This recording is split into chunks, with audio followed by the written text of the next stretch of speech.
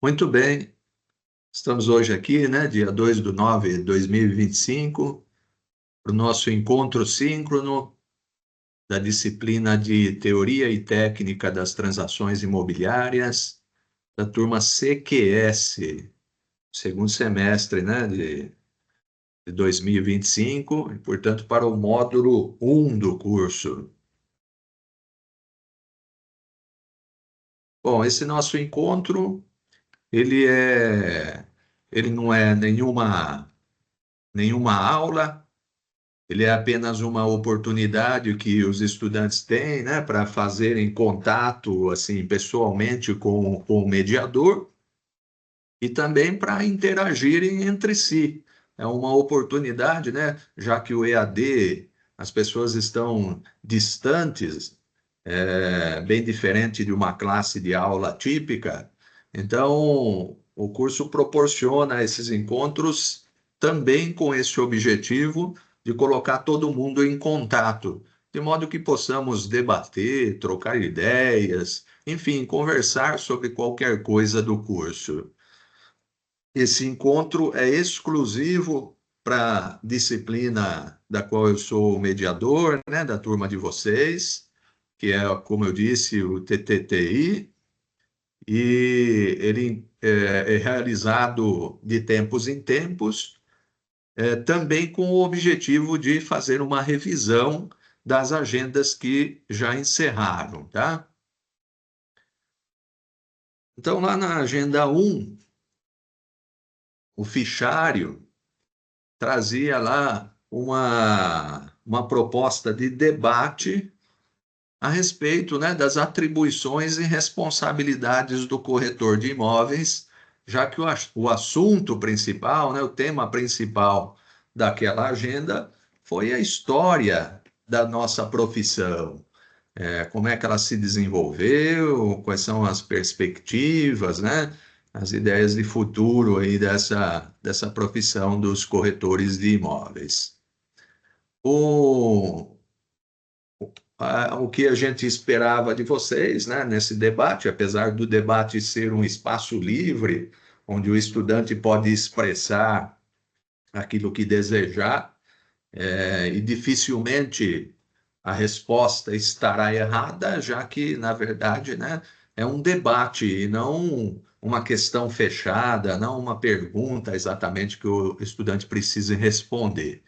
Mas é sempre importante participar aí desses debates com foco, né, atentando-se para o assunto do tema da agenda e para responder de maneira objetiva o assunto proposto no próprio debate. Então, olha, as atribuições e as responsabilidades do corretor, elas devem ser tiradas da própria lei que ampara, né, que reconhece o corretor de imóveis, que é a Lei 6.530 de 1978, né, que reconheceu aí a profissão do corretor de imóveis. E ele diz lá, olha, que as atribuições do corretor são atuar, então, como um mediador nas operações de compra, venda, troca, né, de imóveis, assim como nas locações, fazendo, né, facilitando esse processo dessas transações, desses negócios. Não é mais do que isso. A lei não diz que o corretor deve fazer mais nada, né? Não é atribuição dele fazer qualquer outra coisa. Alguns dizem assim: o corretor deve se preocupar com a documentação. Claro, deve se preocupar, mas não é atribuição. Então, eu sempre recomendo, vocês vão notar, inclusive no módulo 2, onde eu também sou mediador da outra disciplina, que é de gestão imobiliária, e eu faço essas mediações porque, é, conforme eu já me apresentei, sou corretor há quase 30 anos, e advogado também nesse mesmo período, né? Sou doutor em Direito, mestrado em Educação, Então, tenho bastante experiência com essa profissão e com essas questões todas.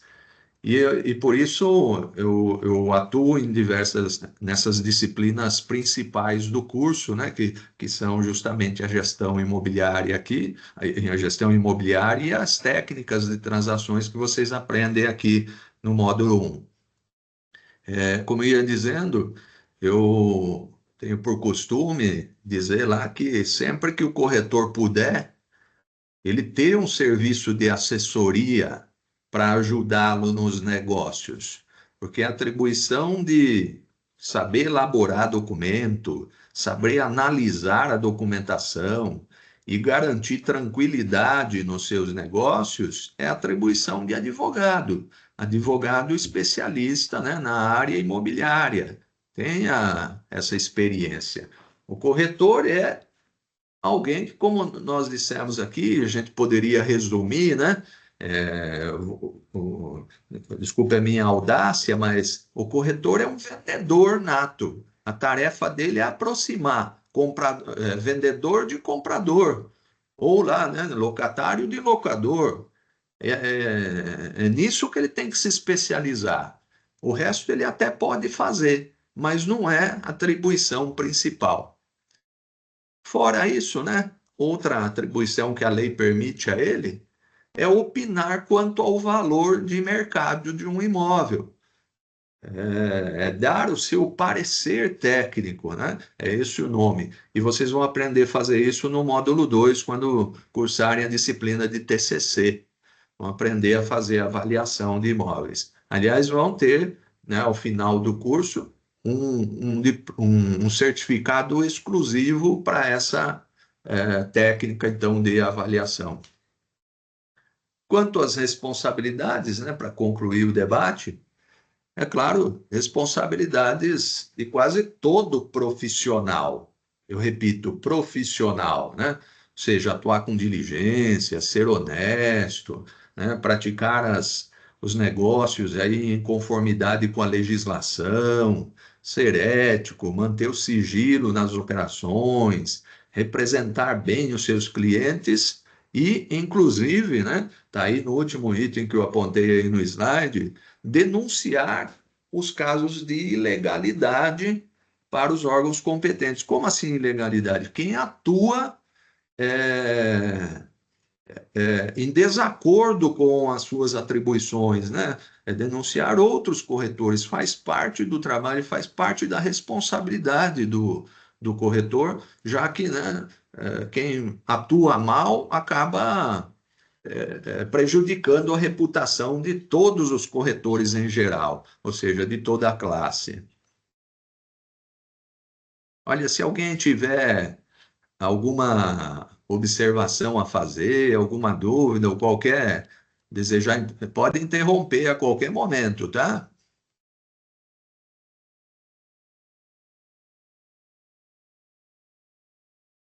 Na agenda 2, a atividade também era um debate e dessa vez o tema era a forma de atuação do corretor, ou como empregado ou como profissional autônomo, né? Então, eu elaborei aqui esse slide, olha, tentando demonstrar que existem várias formas do corretor trabalhar. A primeira delas é como um profissional autônomo, né? Quer dizer, o tal profissional liberal, aquele que trabalha por conta própria, pode ou não ter um escritório, pode trabalhar lá na sua casa, ou pode não ter lugar nenhum, enfim, trabalha do jeito que quiser, né? Tem lá as suas vantagens, porque não tem horário fixo, né? Mas em compensação também não tem ganho certo, enfim, mas pode trabalhar. A profissão é livre para ser desempenhada assim, dessa forma também. Outra maneira é se associar a uma outra imobiliária, tá? É, essa forma de vínculo existe. A legislação ela diz que não é caracterizado como emprego, desde que seja formalizado através de um contrato que é registrado, homologado pelo sindicato da categoria. Tá? Então, é um diferencial. As, a legislação imobiliária permite isso, nem toda profissão isso acontece, né? Já que há um risco quando se começa a trabalhar para uma empresa qualquer, inclusive uma imobiliária, há um risco do sujeito, né, criar um vínculo empregatício e, com isso, gerar obrigações trabalhistas aí para as duas partes. Mas para o corretor, existe um contrato específico de associação, que não gera os deveres trabalhistas desde que não se caracterize abuso, como, por exemplo, né, exigência de hora certa, exigência de satisfações, desde que não haja uma remuneração fixa, né, na forma de um salário, enfim, né, como se sendo associado é permitido. Outra maneira de trabalhar é através das parcerias imobiliárias. Ou seja, de repente eu tenho um imóvel, ou seja, cliente, o meu cliente é o vendedor, ele me procura para eu colocar o imóvel dele à venda. E você, né, como corretor também, você tem lá o comprador. Quer dizer, um comprador lhe procura querendo o imóvel em determinadas condições e você então entra em contato comigo, olha, eu tenho um comprador aqui, não dá para a gente fazer uma parceria, né? A gente divide a comissão, já que, né, eu apresento o comprador para você e você apresenta a casa então pro meu cliente. Dá certo? Beleza, vamos combinar então meio a meio. Pode ser que tenha um terceiro envolvido, enfim, vai de combinar, né? A combinação é livre, né? O trato é livre entre esses dois profissionais. Tem ainda uma maneira que é de captador de imóveis. Tem gente que não tem imobiliária, mas, né, escuta lá no bar, lá na praça, escuta lá na reunião familiar que alguém quer vender. Então, esse corretor pode pegar esse imóvel, né, conversar com o dono, olha, eu tenho uma parceria assim, né? Você não quer colocar em tal lugar para vender? Se vender, você paga uma tal comissão, enfim, combina bem, e depois traz para mim a imobiliária, por exemplo, olha, eu trouxe aqui um imóvel, né? Você coloca aí para vender, se vender, né, você me dá 10% da comissão, 25%, 30%, não sei, vai depender do que a gente combinar, então. É livre essa combinação também. Você pode trabalhar só como isso, né? Só como captador de imóveis. Aliás, tinha uma plataforma de vendas de imóveis aí na internet que ela remunerava os corretores assim também. Quem colocasse imóvel lá ganhava um certo valor, uma certa porcentagem, caso aquilo, né, desse negócio. E, por último, né, eu coloco sempre assim, né, um sonho é trabalhar como corretor empregado, né, como funcionário, sob o regime da CLT, né, recebendo férias, 13º, horas extras, salário fixo. É muito difícil existir isso, viu? Se a sua ideia, então, é trabalhar como corretor, né, e pretende trabalhar empregado, eu já vou dizer para você que você vai ter uma enorme dificuldade. A gente não encontra por aí corretor empregado recebendo salário fixo. Às vezes tem uma ajuda de custo, né? Ele é associado, conforme eu já expliquei, mas nas imobiliárias grandes, às vezes dá uma ajuda de custo, sei lá, R$ 1.000 por mês, assim, de ajuda de custo. E mais a comissão do que vier a receber. Mas não vai ter 13º, não vai ter férias garantidas, né? E todos os direitos trabalhistas. Enfim, mas é possível, tá? Só um segundinho, eu tenho bastante WhatsApp aqui me incomodando aqui. Deixa eu só fechar aqui para ver se tem alguma coisa urgente aqui. Só um minutinho, enquanto isso vocês tomam uma água.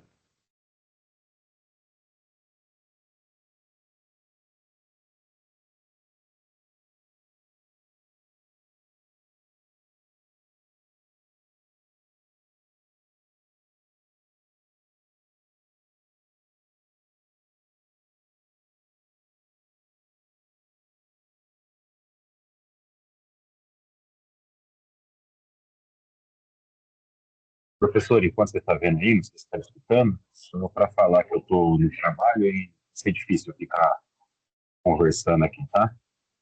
Ah, sim, sim, muito bem. Fica aí de ouvidos em pé, então. Tranquilo. Depois escutar bem, mas de falar, conversar é difícil. É, eu entendo, sim.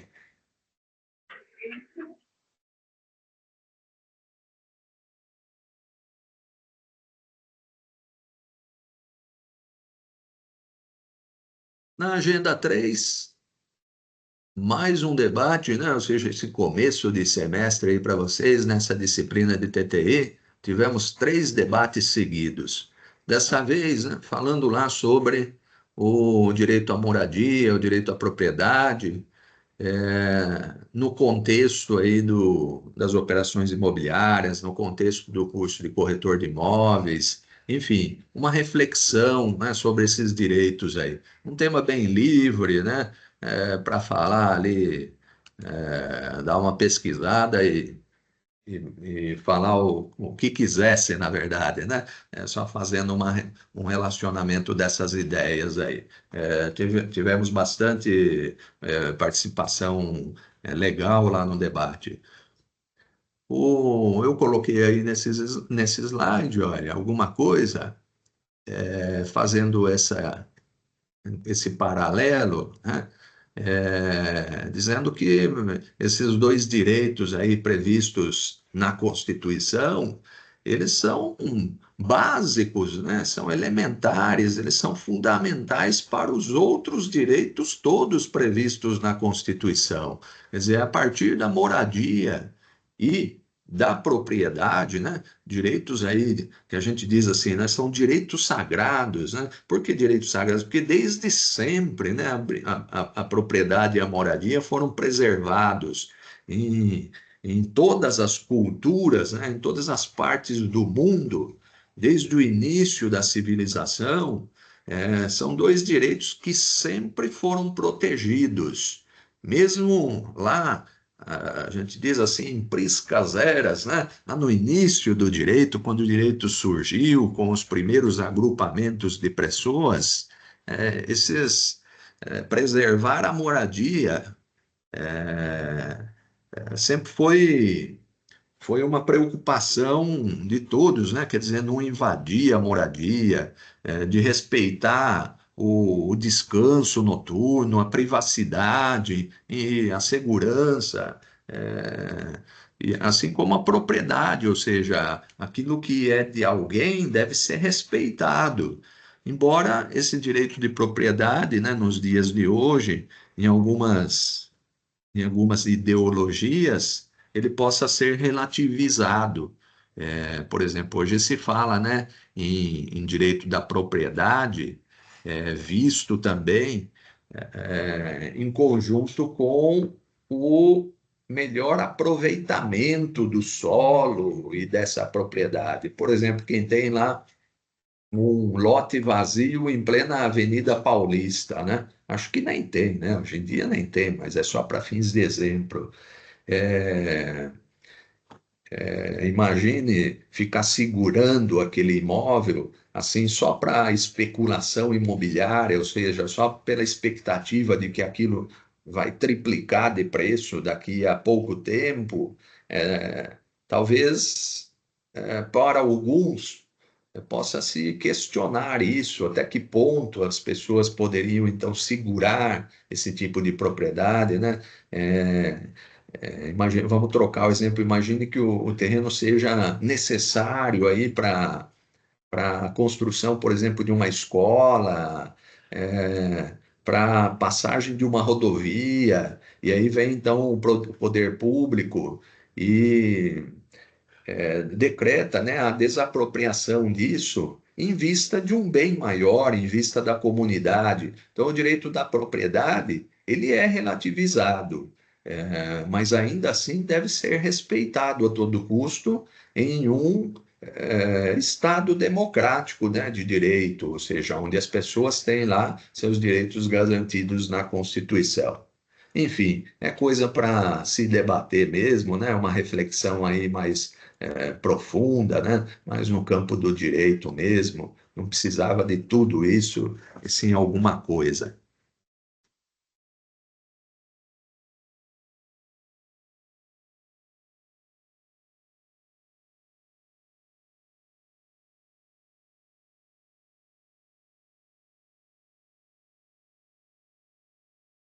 Finalmente, na agenda 4,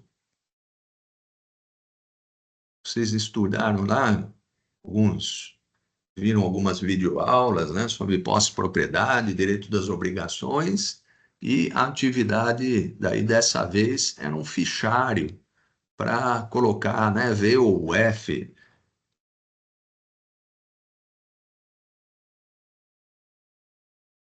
Eu, na devolutiva que fiz, então, do fichário de cada estudante, eu disse ali se havia acertado todas as respostas, ou quando errou, eu coloquei lá qual seria a resposta certa.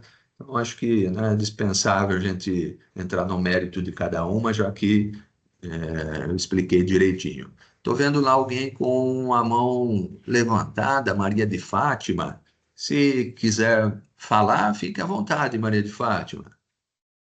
É só uma pontuação. Essa última, a 9, a questão 9, professor, eu tinha respondido como sendo verdadeira, né?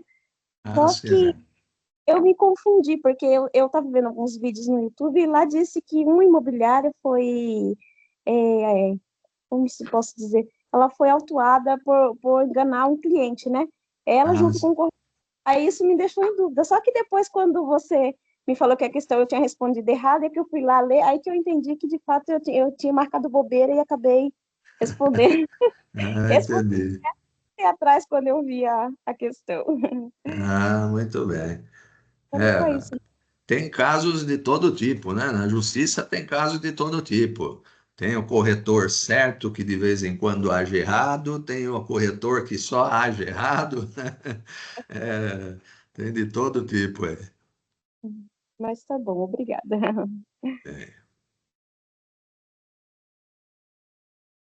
Agora, na Agenda 5, ela não terminou ainda, né? Estamos nela nessa semana, ela fecha então na segunda-feira que vem.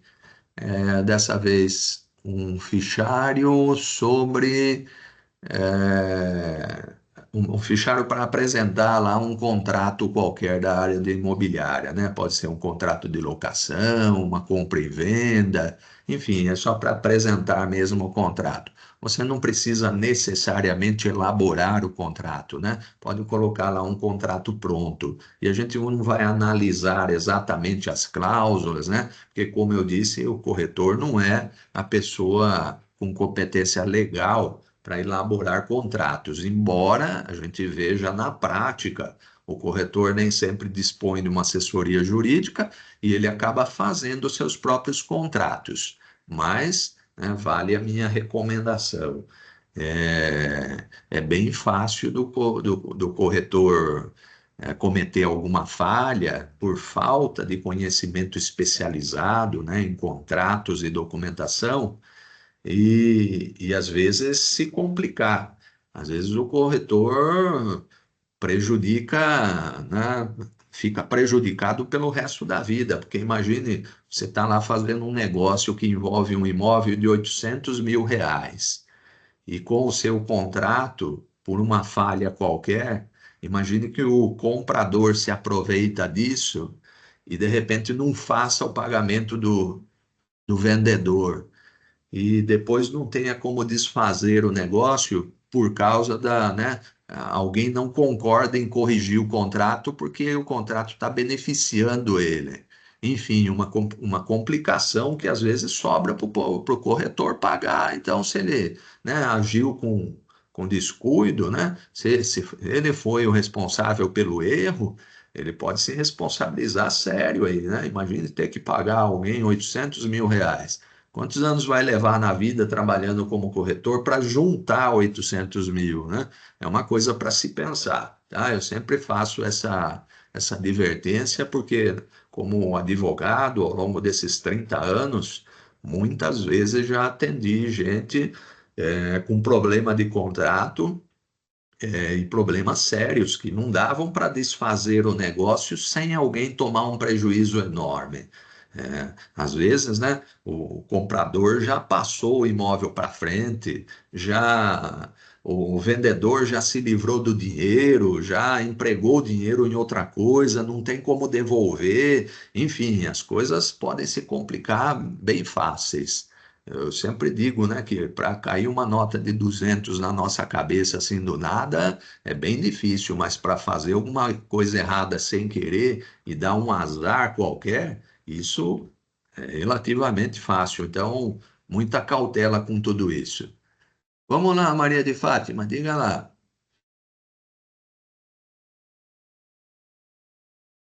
Será que esqueceu só de baixar a mão? É isso? Acho que sim. Desculpa, professor. Essa, muito bem. Então tá bom, mas a gente vai conversar sobre essa agenda aí no futuro, né? Em uma próxima reunião. Vamos ver aqui o que eu ainda reservei para dizer a vocês. Aqui vocês já viram lá na aula inaugural.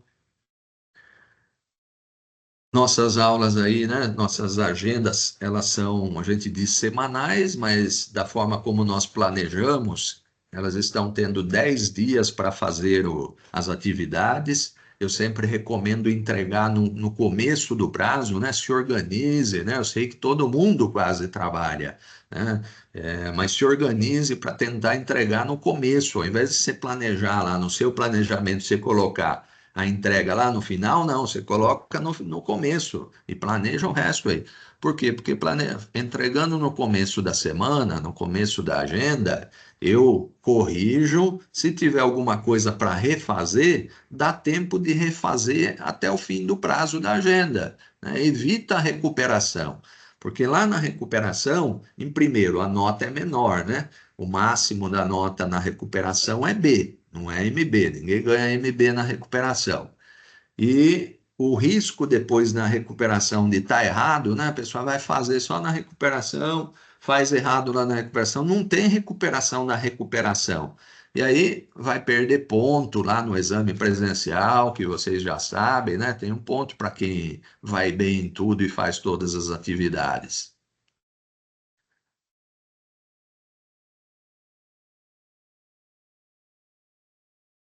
Tudo isso aqui já estava lá na aula inaugural, por isso que eu estou passando, né? Vocês já viram lá no encontro inaugural desse semestre. Eu só destaco que nesta sexta-feira, olha, 5/9, inicia o primeiro período de recuperação. Então, quem perdeu, quem não fez, ou quem eu coloquei lá para refazer e não deu tempo, aproveita então a partir dessa sexta-feira para refazer, então, para colocar em dia as suas atividades.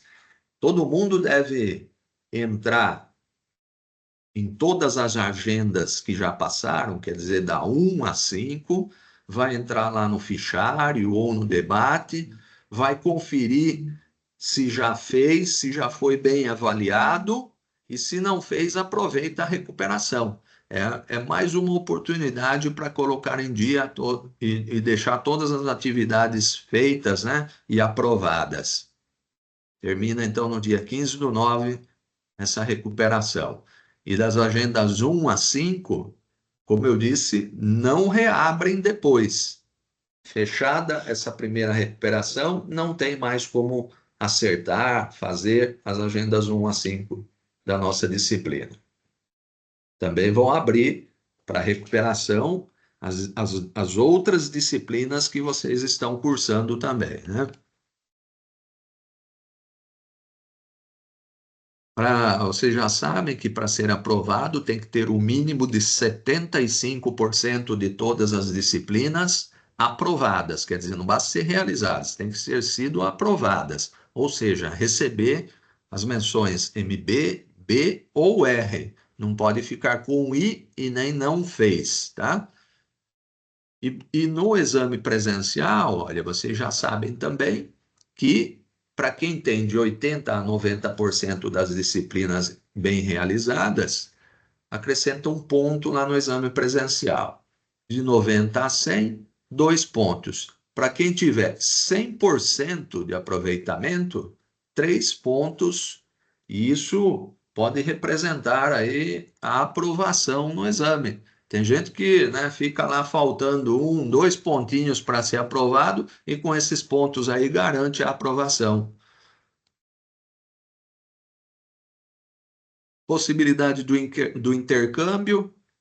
Já tivemos, então, estudantes aí do EAD mesmo, né, que foram para o intercâmbio em outro país. Portanto, vocês, né, receberam informações da coordenadora. Há uma possibilidade de vocês se candidatarem, né, concorrerem às vagas do intercâmbio aí e ter uma oportunidade em outro país aí de forma totalmente gratuita. Exame presencial, então, ao final do semestre, né, lá no dia 29/11, a importância, então, de fazer bem feito as atividades das agendas, porque assim aproveita para estudar enquanto está fazendo. Estuda bem o conteúdo da agenda antes de fazer a atividade do fichário, não só para aprender sobre aquele assunto que vai ser importante na profissão, mas também para se preparar para o exame. No momento que você estuda aqui e já faz a atividade, isso já fica lá, né, assimilado por você, vai facilitar aí o seu desempenho lá no exame presencial, tá?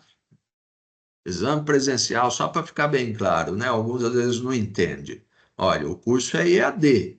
Vocês estão realizando as atividades, cumprindo, né, as exigências aqui ao longo do semestre, e no final do semestre, vocês têm que fazer a prova escrita sobre esses assuntos lá na ITEC Polo, né, onde você se inscreveu. Tem o exame agora nesse semestre, e depois no módulo 2, de novo, o exame do segundo módulo.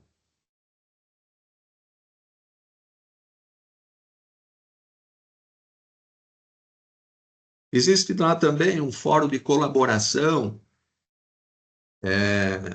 lá dentro da plataforma, em que você pode compartilhar suas experiências, né? Se você tiver a intenção, tem gente que quer conversar, tem gente que gosta, né, de fazer contato com os colegas, como se estivesse numa classe, numa escola convencional. Existe, então, esse fórum de colaboração em cada uma das disciplinas, vocês vão encontrar lá, e pode interagir, pode mandar uma mensagem para um colega, falar alguma coisa, enfim, é aquela conversa pública, tá? Agora, para conversa particular, para fazer um pedido, alguma coisa mais específica, utiliza as mensagens do Correio Tech. Então, se for falar para mim, é muito mais preciso se você me enviar a mensagem pelo Correio Tech, tá? Vai chegar direto, eu respondo para você no mesmo dia ou no dia seguinte, vai depender do meu horário de trabalho, já que os mediadores não trabalham de forma exclusiva para o Centro Paula Souza, né? Nós temos horários, né? Uma carga horária para cada disciplina, uma carga horária que varia de mediador para mediador. Bom, sobre o estágio, aqueles que não prestaram atenção na aula inaugural, eu reforço aqui que se você quiser fazer estágio, é livre, pode fazer. Para esse curso, não é obrigatório. Se você for fazer o curso em outras instituições, terá que fazer um estágio para depois exercer a profissão, né? Para conseguir a inscrição no CRES. Aqui não precisa, mas se você quiser, tem uma aba, né? Um item aí do lado esquerdo, lá na plataforma do curso, você encontra lá informações para você dar início, então, ao estágio, se você escolher, então, uma imobiliária ou um corretor que queira dar essa oportunidade para você. Tem que formalizar isso, tem que preencher uma documentação, é tudo você e o corretor que vão ter que fazer. Depois só vai enviar aqui para a coordenadora assinar, né, dar validade. os modelos de documentação estão todos lá. O que não pode é fazer o estágio sem estar documentado, porque daí é exercício ilegal de profissão. Todo corretor, para poder atuar como corretor, vocês já aprenderam que tem que se inscrever no Cresce. Quem é que pode se inscrever? Pessoa maior e que tenha o curso de corretor de imóveis. Vai lá, se inscreve, vai pagar a anuidade e daí pode atuar. Do contrário, quem faz a atuação irregular comete o crime de exercício ilegal de profissão. Inclusive o estagiário que não tiver registrado, né? Porque ele está atuando como se fosse corretor. Corre o risco de receber, ser autuado em flagrante pelos fiscais do Cresce e vai preso, né? Vai parar na delegacia. Né?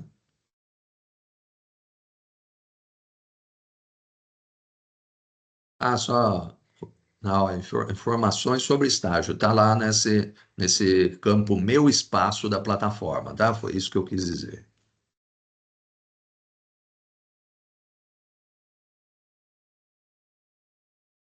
Muito bem. Era isso que eu tinha para conversar com vocês nesse nosso encontro. Alguém gostaria de dizer alguma coisa?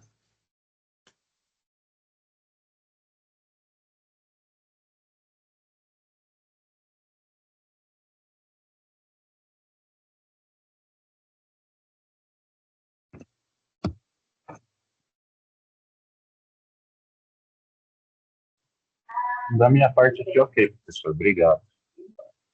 Beleza, então. Eu vou terminar aqui, vou Então, fechar a gravação e continuo professor, à disposição de vocês lá por mensagens no Correio Tech, né? Sempre que precisarem de mim, qualquer dúvida, é só me mandar a mensagem lá e ter um pouquinho de paciência que de um dia para o outro eu respondo, tá bom? Seja sobre as atividades, seja sobre a profissão, estou sempre pronto lá para ajudá-los. Alguém ia dizer que eu interrompi aqui? Não, eu ia perguntar se, como eu perdi o comecinho, se vai ficar gravado em algum lugar. Vai ficar gravado sim. Até amanhã eu disponibilizo o link lá para vocês, tá bom? Eu Tá vou bom, muito subir, obrigada. vou subir o vídeo no YouTube, né, que é onde fica livre lá para vocês não terem problema de acesso. E Ah, aí eu melhor. envio o link para vocês depois, tá bom? Tá, muito obrigada. Por nada, Fernanda. Beleza, então, estou encerrando aqui a gravação. Desejo uma boa tarde a todos vocês, bons estudos, viu? Até mais. Até boa mais, tarde. boa tarde.